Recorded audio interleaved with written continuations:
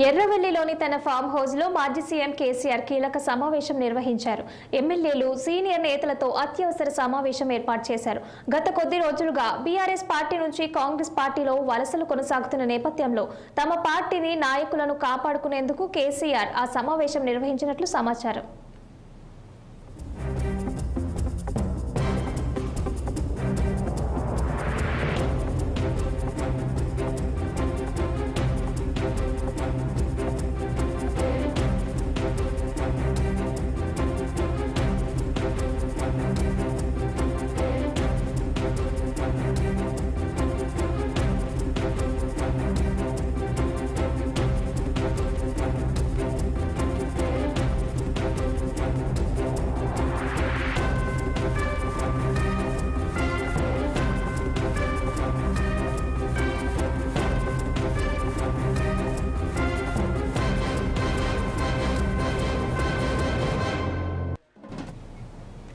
ఎర్రవెల్లిలోని తన farm house లో మాజీ సీఎం కేసీఆర్ కీలక సమావేశం నిర్వహించారు.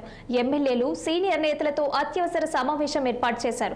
గత కొద్ది రోజులుగా బీఆర్ఎస్ పార్టీ నుంచి కాంగ్రెస్ పార్టీలో వలసలు కొనసాగుతున్న నేపథ్యంలో తమ పార్టీని నాయకులను కాపాడుకునేందుకు కేసీఆర్ ఈ సమావేశం నిర్వహించినట్లు సమాచారం.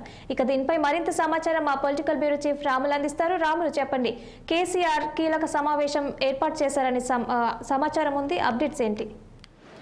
సహనా, బీఆర్ఎస్ పార్టీ అధినేత మాజీ ముఖ్యమంత్రి కేసీఆర్ గజ్వెల్ ఎర్రవెల్లిలోని తన ఫామ్ హౌస్లో కీలక సమావేశం ఏర్పాటు చేశారు.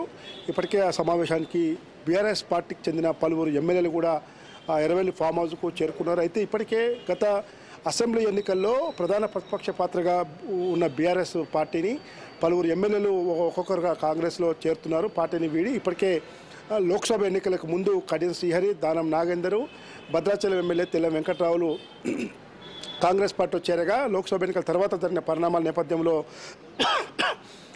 నేపథ్యంలో పోచారం శ్రీనివాసరెడ్డి, జగిత్యాల ఎమ్మెల్యే డాక్టర్ సంజయ్లు ఇద్దరు కూడా ఇప్పటికే కాంగ్రెస్ పార్టీలో చేరారు. మొత్తం 5 ఎమ్మెల్యేలు కాంగ్రెస్ పార్టీలో చేరారు. మొన్న జరిగిన సికింద్రాబాద్ కంటోన్మెంట్ ఉప ఎన్నికల్లో కూడా బీఆర్ఎస్ పార్టీ ఎమ్మెల్యే ఓటమి పాలయ్యారు. దీంతో బీఆర్ఎస్ ఎమ్మెల్యేల సంఖ్య రోజు రోజుకి తగ్గుతున్నట్టుగా కనబడుతుంది. మరికొంతమంది ఎమ్మెల్యేలు కూడా కాంగ్రెస్ పార్టీలో చేరుతారని చెప్పి పెద్ద ఎత్తున ఊహాలు ఉన్నాయి.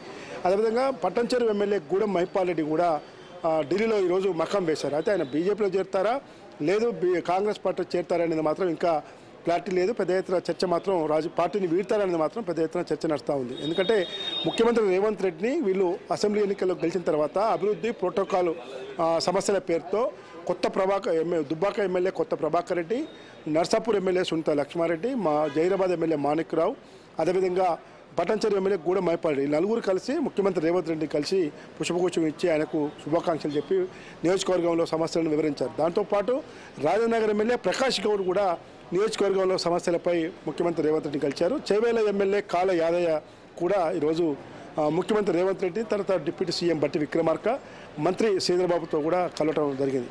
అయితే ఈ అన్ని పరిణామాలు కూడా ఒక్కొక్కరుగా పార్టీని వీడతారనే దానిపైన పెద్ద ఎత్తున చర్చ నడుస్తూ ఉంది.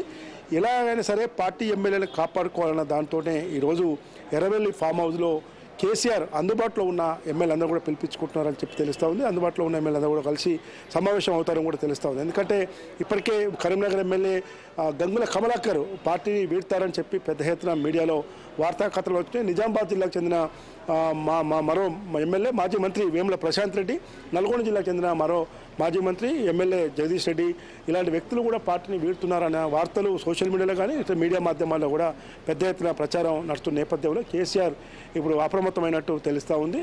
ఈ నేపథ్యంలోనే రంగారెడ్డి జిల్లా, హైదరాబాద్కు చెందిన పలువురు ఎమ్మెల్యేలు అందరూ కూడా ఈ సమావేశానికి పిలిచారని చెప్పి తెలుస్తుంది. కానీ అధికారికంగా మాత్రం అటు కేసీఆర్ వర్గాలు కానీ బీఆర్ఎస్ పార్టీ వర్గాలు మాత్రం సమావేశంపై మాత్రం క్లారిటీ ఇవ్వటం లేదు. అయితే హైదరాబాదు, సికింద్రాబాద్లో భారీ ఎత్తున బీఆర్ఎస్ పార్టీని ఎమ్మెల్యేలు వీడుతారని చెప్పి మాత్రం చర్చ నడుస్తూ ఉంది. తలసాని శ్రీనివాస్ యాదవ్ మాత్రం ఆ సమావేశానికి వెళ్ళలేదు. ఆయన హైదరాబాద్లో తన క్వార్టర్స్లోనే ఈరోజు ఉండడం జరిగింది. కాబట్టి మరోవైపు రంగారెడ్డి జిల్లాకు చెందిన ఎమ్మెల్యేలు చూసుకుంటే మాత్రం సుధీర్ రెడ్డి, సబితా ఇందారెడ్డి, అరకెపూడి గాంధీ, కాల యాదయ్య, తర్వాత మల్లారెడ్డి, వివేకానంద గౌడ్ వీళ్ళందరూ కూడా రంగారెడ్డి జిల్లాకు చెందిన ఎమ్మెల్యేలు ఉన్నారు.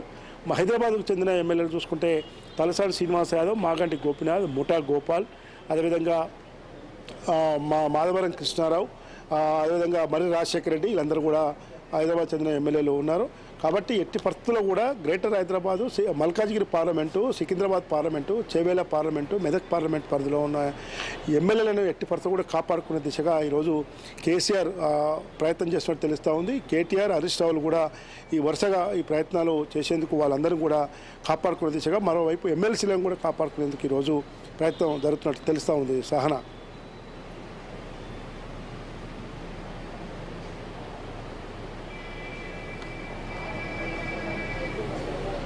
నాకు వినిపిస్తే కదా.